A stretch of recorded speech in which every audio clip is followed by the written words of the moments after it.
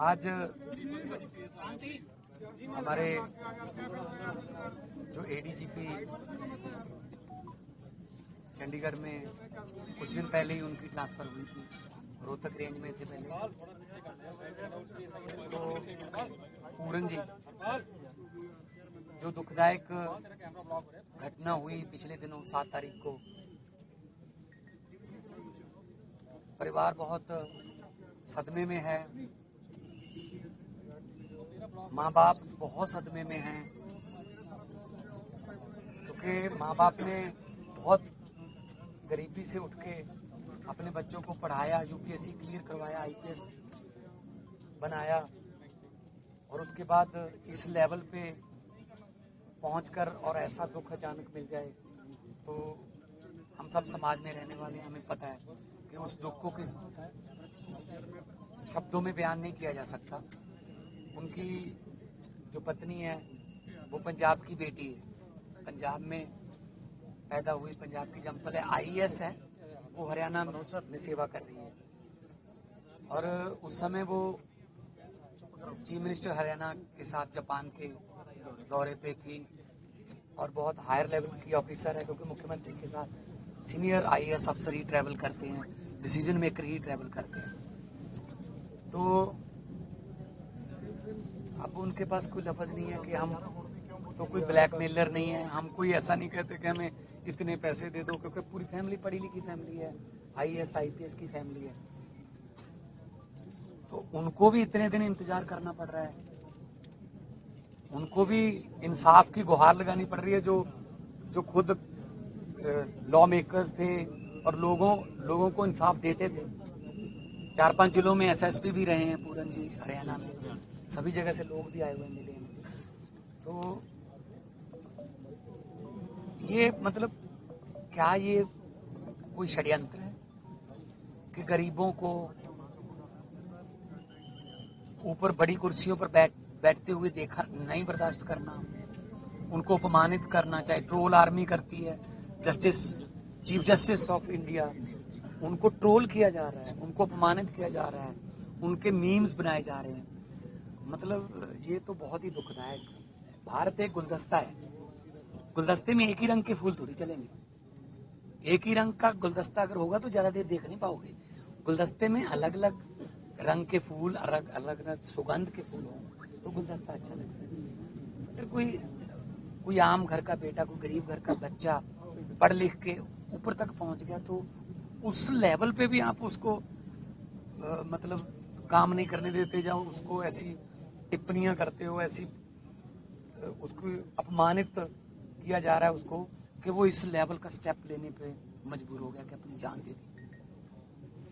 इसके लिए सोचना पड़ेगा। ये पूरे समाज के मुंह पर एक मैं को तमाचा है कि सिस्टम कैसे काम कर रहा है, सिस्टम किसको घुसने नहीं दे रहा। अगर कोई सिस्टम में आ गया तो उसको तंग करो, ताकि वो या तो सिस्टम छोड़ जाए या दुनिया ही छोड़ जाए। आप देखते होंगे, हम आम घरों से आए हैं, गांवों से आए हैं, नॉन पॉलिटिकल बैकग्राउंड से हैं हम लोग। जो सारे जो पहले सीजनल पॉलिटिशियन हैं सारे विरुद्ध हो गए मेरे। हर रोज मुझे गालियां, केजरीवाल को गालियां, हर रोज, क्योंकि वो बर्दाश्त ही नहीं कर पा रहे। कोई तीसरा आ गया, ये क्यों आ गया, हमारा अच्छा चल रहा था 5 साल, वो 5 साल दूसरा, मैं आ गया, मैं तुझे तू कुछ नहीं कहूंगा, तू आ गया तू मुझे कुछ मत कहना, ये समझौते चल रहे थे। अगर कोई नीचे से आ गया, कोई पढ़ लिख के आ गया, नंबर आ गया, मेरिट पे आ गया, उसको जीने नहीं देना, उसको फील्ड में तंग करना है। उसके साथ वही भेदभाव जो बाबा साहब अम्बेडकर साहब को क्लास में नहीं बैठने देते थे, उस समय पीछे बैठाते थे। और बाबा साहब ने भी यही लिखा था, अम्बेडकर साहब ने, कि शिक्षा वो शेरनी का दूध है, जो इसको पिएगा वो दहाड़ेगा। तो उनको कितनी कितनी यातनाएं झेलनी पड़ी बाबा साहब अम्बेडकर साहब को, फिर भी उन्होंने मतलब सिस्टम के साथ अपना मुकाबला किया और कितने देशों से उन्होंने पीएचडी की डिग्रियां हासिल की, हमारे संविधान को लिखा। अभी उसी संविधान में सबको हक है, लेकिन यहाँ कह रहे हैं हम संविधान बदल देंगे। संविधान कौन सा, वो क्या कह रहे हैं, एक वो जो यूपी से कोई जो गवाही साहब के बारे में कह रहे हैं, सिस्टम भी हमारा है, व्यवस्था भी हमारी है, राज भी हमारा है, क्या कर लोगे? मतलब हद है। ऐसा लॉ कर रहे हो आपके चीफ जस्टिस साहब ने, चलो उनका बड़ापन है, उन्होंने कहा, लेकिन सरकार को तो सुमोटो लेना चाहिए ना कि उनको सजा दो। जो ट्रोल कर रहे हैं बाद में कि उनके मीम्स, उनके कार्टून बनाए जा रहे हैं, ये तो बहुत ही मतलब न्यायपालिका पर भी हमला है, दलित समाज पर भी हमला है। और मतलब दुख से कहना पड़ रहा है कि 2025 में हमें ऐसी घटनाएं देखने को मिल रही हैं, सुनने को मिल रहा है। हर रोज कोई ना कोई यूपी में, कोई कहीं मध्य प्रदेश में, गुजरात में, कभी कहीं पे मतलब दबे कुचले लोगों के लिए मतलब कोई यहाँ सेफ्टी नहीं है, कुछ नहीं है। तो उनकी जो पत्नी है वो भी IAS ऑफिसर है, हरियाणा कैडर की, पंजाब की बेटी है। और पंजाब की बेटी, मैं तो पंजाब से हूँ, और बेटियों को अपने मायके से उम्मीद रहती है कि हमारा दुख सुख जो है हमारा वो साझा करेंगे सबके साथ। तो मैं अपनी उस बहन को हौसला ही दे सकता हूँ। अब क्या क्या हो सकता है। उन्होंने कहा जी, उन्होंने कहा है जी, हम तो नौकरी पेशा लोग हैं, हमने नौकरी करनी है, पूरे परिवार ने करनी है, छोटी बच्चियां हैं, वो भी मतलब बहुत इंटेलिजेंट लड़कियां हैं, मिली थी दोनों बच्चियां, वो भी पढ़ रही हैं, कि जी हमें इंसाफ दे दो। वो तो कहते मैंने वो 8 तारीख को आई, कहते मैंने उसी दिन बोल दिया था कि 9 तारीख को पोस्टमार्टम करवा लो, FIR कर दो बस। तो FIR की उसमें नाम ही नहीं लिखा किसके खिलाफ है। तो इसका मतलब तो कुछ उनके मन में है कि इसको बाद में कुछ कर लेंगे, इसका टेम्परिंग कर लेंगे या कुछ भी कर लेंगे। ਸਿੰਘ ਸਾਹਿਬ ਇੱਕ ਆਫੀਸਰ ਦੇ ਨਾਲ ਇਹੋ ਜਿਹਾ ਹੋ ਰਿਹਾ, ਆਫੀਸਰ ਫੈਮਿਲੀ ਦੇ ਨਾਲ, ਆਮ ਲੋਕਾਂ ਦੇ ਨਾਲ ਕਿਆ ਹੈਗਾ? मैं वही तो नहीं नाकामी लग रही है या कोई कॉन्स्पिरेसी?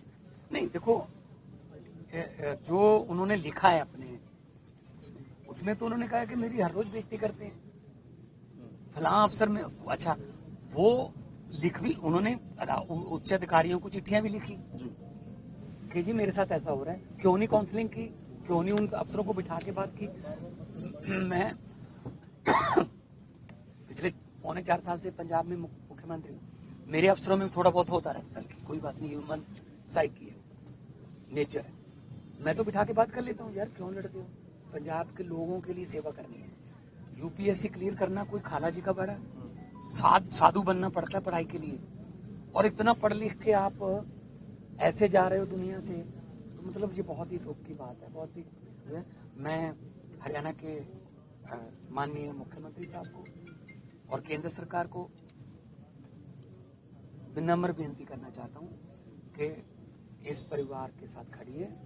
उनको कोई एक बंदे को बचाने के लिए आप कानून को ताक पे नहीं रख सकते कि जी आपका कोई फेवरेट अफसर होगा, नहीं उसको कैसे करें जी, उसको ना करें जी, क्या बात, कानून से ऊपर थोड़ी होता है कोई। तो इसलिए लोगों को लगे कि हाँ इंसाफ हो भी रहा है, दिखना भी चाहिए, इंसाफ होना भी चाहिए, दिखना भी चाहिए साथ में। गवर्नर साहब ने मिलकर आए, उससे गल हुई है क्योंकि वो प्रशासक ने चंडीगढ़ से गवर्नर साहब को मैंने ये रिक्वेस्ट की कि जी आप इंटरव्यू कीजिए, आप प्रशासक को चंडीगढ़ ड्यूटी के सारे, तो आप बिठा के अफसरों को और परिवार को बिठा के बात करो, बात करके अब वो मिट्टी रोलने का क्या फायदा हुआ। मतलब जो उनकी पत्नी है, उन्होंने क्या बोले यार, मतलब उन्होंने कहा कि मेरा तो वर्दी वाला था, मैं डिब्बे का क्या करूंगी, मैं डिब्बा रोक रही हूँ क्या, ले जाओ डिब्बा, लेकिन इंसाफ तो दो ना पहले। कभी बिना पूछे परिवार को PGI में ले गए उनकी डेड बॉडी, जब परिवार ने कहा जी हमारी तो सहमति नहीं है, फिर वापस मांगे। कम से कम मतलब इनकी भावनाओं की तो कदर करो। आज 5वां दिन है, पोस्टमार्टम नहीं होता है। हाँ, भावनाओं की तो कदर करो ना। मतलब बूढ़े माँ बाप है, एक कहा जाता है कि दुनिया में सबसे बड़ा, हमारे कल्चर में एक कहा गया है, दुनिया में सबसे बड़ा बोझ, सबसे बड़ा वजन क्या माना गया है, बाप के कंधे पर बेटे की अर्थी, सबसे बड़ा बोझ। और ये परिवार, वो बुजुर्ग जो है वो ये बोझ को झेल चुके हैं, तो फिर उनकी डिसीजन मेकिंग ऑफिसर हैं। बेटी पढ़ाओ बेटी बचाओ का जो देश में वो चलाया था, तो इनकी पत्नी का बहुत बड़ा हाथ था उस स्कीम को लागू करवाने में और उसका जो खाका तैयार करा। सर हरियाणा सीएम ਨਾਲ ਗੱਲ ਕਰੋਗੇ ਤੁਸੀਂ? हरियाणा गवर्नमेंट टॉप ऑफिसर्स को बचाने की कोशिश कर रही है। तो कुछ ना कुछ तो होगा ना, अगर FIR में नाम नहीं लिख रहे, बाकी सब कुछ लिख रहे हैं। ਸਰ ਹਰਿਆਣਾ ਸੀਐਮ ਦੇ ਨਾਲ ਵੀ ਤੁਸੀਂ ਗੱਲ ਕਰਨ ਦੀ ਕੋशिਸ਼ ਕਰੋਗੇ? मैं आपके जरिए भी मैंने मैसेज दिया, मैं खुद भी करूंगा बात, क्योंकि ये अब पार्टी लेवल, अब पॉलिटिक्स लेवल, लेकिन ये कुछ नजर पिछले पहले तो कई सालों से हो रहा था, लेकिन अब तो ये जग जाहिर हो गया कि मतलब एक समाज को जानबूझकर षड्यंत्र के तहत मतलब टारगेट किया जा रहा है कि दलित भाईचारा है, दलित है, ये कैसे आगे ऊपर, वही वाली बात के बर्दाश्त नहीं करना। बस उनको क्यों नहीं करना भाई, सिस्टम में आए हैं, कोई वो सिफारिश लगा के तो आए नहीं, UPSC क्लियर करके आए हैं, IPS क्लियर करके आए हैं, इससे पहले सत्यम में काम करते थे, IIM अहमदाबाद के स्टूडेंट हैं, कोई छोटी मोटी बात है, वहाँ एडमिशन नहीं मिलती। तो इसलिए मैं भी मांग करता हूँ कि जल्दी से जल्दी के केंद्र सरकार और राज्य सरकार, चलो सेम ही पार्टी है BJP, वो परिवार के साथ बात करके उनकी भावनाओं की कदर करते हुए इनको